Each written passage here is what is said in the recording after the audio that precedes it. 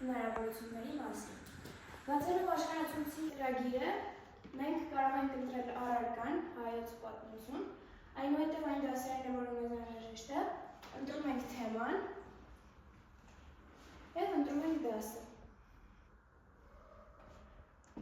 Բացելուց հետո մենք կարգավորումներով կարող ենք տեսնել տարբեր նշաններ, մեկը տարբեր բան է նշանակում։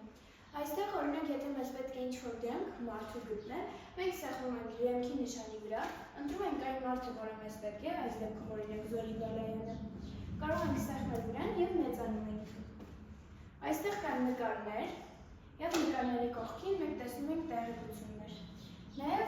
գրեթե միշտ լինում են տեսանյութեր։ Եթե տեսանյութը երկար է, եթե ուսուցչուհին ի սկզբանե մեզ տալիս է տներին առաջադրանք, ասում է, որ մասի վրա կենտրոնանանք։ Իսկ եթե ոչ, ապա դասերի ընթացքում մենք բացում ենք տեսանյութերը և նայում ենք։ Ծանոթանանք մյուս նշանների հետ։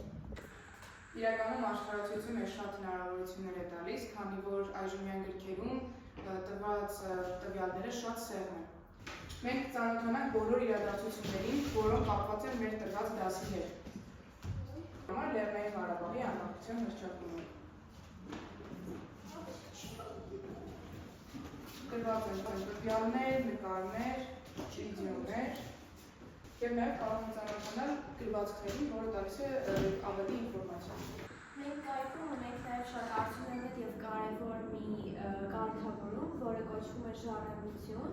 Եթե մենք տվյալ թեմայի համար ցանկանում ենք իմանալ ինչ-որ ժառանգություն, մենք սեղմում ենք այստեղ և ծանոթանում ենք տվյալ թեմայի ժառանգություններին։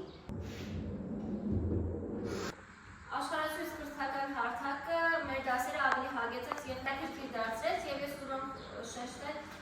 ևս մեկ գործառույթ, որը կատարում է աշխարհացույցը, դա թեստերն են։ Ամեն անգամ, երբ որ մենք տեսնում ենք այս փոքր գրքարկը, մենք խնդրում ենք մեր ուսուցչուհուն, որպեսզի ինչքան հնարավոր է շուտ այս թեստերը կատարել, քանի որ այս թեստերի շնորհիվ ավելի հետաքրքիր է դառնում մեր դասերը։